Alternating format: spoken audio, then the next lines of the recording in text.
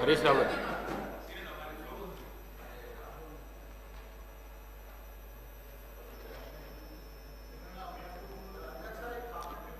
హరీష్ రావు గారు.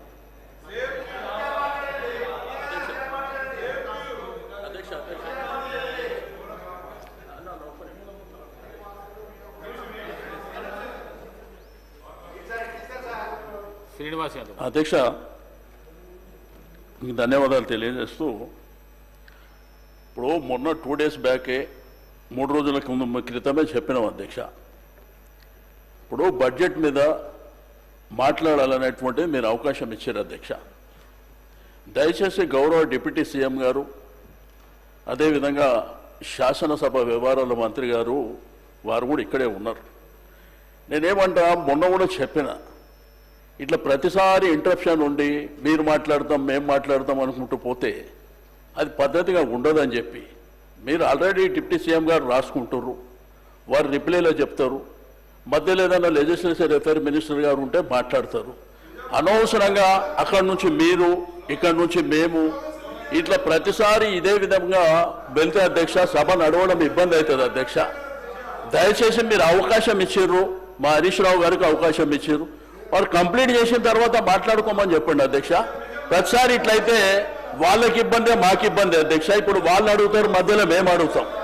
కాబట్టి దయచేసి మీకు రిక్వెస్ట్ చేసేది, దయచేసి మధ్యలో ఎవరికి అవకాశం ఇవ్వకుండా వారు కంప్లీట్ చేసిన తర్వాత మీరు మాట్లాడుకోండి. సార్ అధ్యక్ష, శ్రీనివాస్ యాదవ్ గారు నీతులు మాకు చెప్తా ఉన్నారు అధ్యక్ష. అటువైపు కూడా అందరికి చెప్తే బాగుంటుండే అధ్యక్ష. రెండవది, నేను దయచేసి హరీష్ రావు గారిని కోరుతా ఉన్నాను. Is a senior member, he held legislative affairs ministry, also finance minister. Slogans అనేది సరికాదు అధ్యక్ష. Let him put forward his view points. We are here and honourable deputy chief minister taking the notes. వాస్తవాలకు దగ్గరగా మాట్లాడండి అధ్యక్ష. మా సభ్యులు కూడా ఉన్నారు, మొత్తం యావత్ రాష్ట్ర ప్రజానీకం కూడా వింటా ఉన్నారు. ఈరోజు వాస్తవానికి దూరంగా మాట్లాడి స్లోగన్స్ ఇచ్చే కార్యక్రమం చేస్తే డెఫినెట్లీ సార్ అధ్యక్ష, ఇక్కడ కూడా ఉన్న మా కాంగ్రెస్ పార్టీ శాసనసభ్యులు ఎందుకు వింటారు అధ్యక్ష? ఎందుకు వింటారు అధ్యక్ష? ఇష్టారాజ్యంగా అడ్డగోలుగా సత్యదూరమైన మాటలు మాట్లాడితే కూర్చోమంటే ఎందుకుంటారు సార్? మీరు సత్యం మాట్లాడండి, వినడానికి ఆస్కారం ఉంటుంది. మీరు చెప్పేదంతా చెప్పుకుంటూ పోతా ఉన్నారు. దయచేసి అధ్యక్ష, ఇప్పటికే 35-40 నిమిషాలు మాట్లాడారు వారు.